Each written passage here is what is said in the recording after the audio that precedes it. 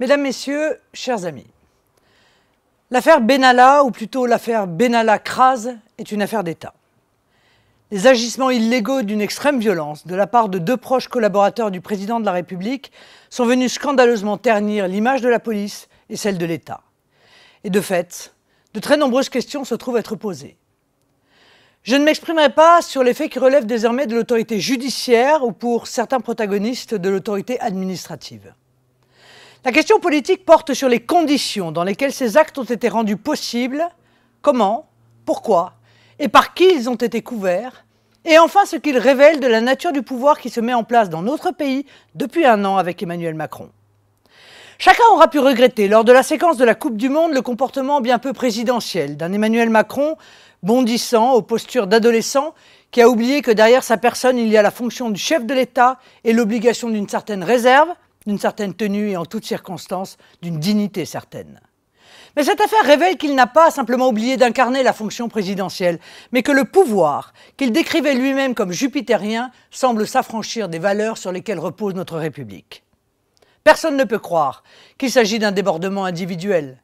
Deux personnes du clan élyséen sont mêlées aux faits révélés par les vidéos. Ces personnes ont visiblement bénéficié de protections illégitimes, voire illégales, de la part d'agents publics. Le ministère de l'Intérieur, au courant de ces faits, s'est gardé d'y donner les suites juridiques et judiciaires qu'ils exigeaient. Enfin, les services de sécurité officiels de l'Élysée ne pouvaient ignorer les fonctions particulières de ses collaborateurs venus d'on ne sait où et qui bénéficiaient de privilèges inexplicables. Au-delà d'un autoritarisme que beaucoup ont pu percevoir, les pratiques de l'Élysée semblent mettre en lumière la tentation de police parallèle agissant en dehors de tout cadre légal. Il apparaît évident que devant la gravité des faits, le président Emmanuel Macron doit s'expliquer. Il y a quelques jours, nous avons ouvert un site alertedemocratie.fr lorsque le Rassemblement national, premier parti d'opposition, a été privé, sur réquisition du ministère public, de sa subvention publique avant même tout jugement. La pratique qui consiste à condamner un mouvement d'opposition à la ruine avant même tout jugement était tout à fait emblématique de la dérive de ce pouvoir dont on ne sait s'il est aux mains d'amateurs, de gens immatures, de cyniques ou d'irresponsables.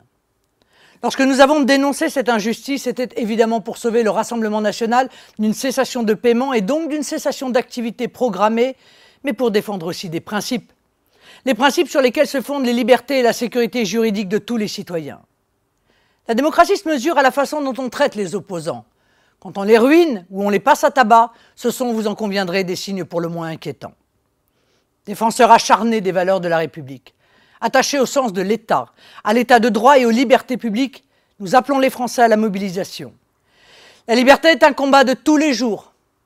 En pesant bien mes mots, je voudrais vous dire, mes chers compatriotes, vive la République!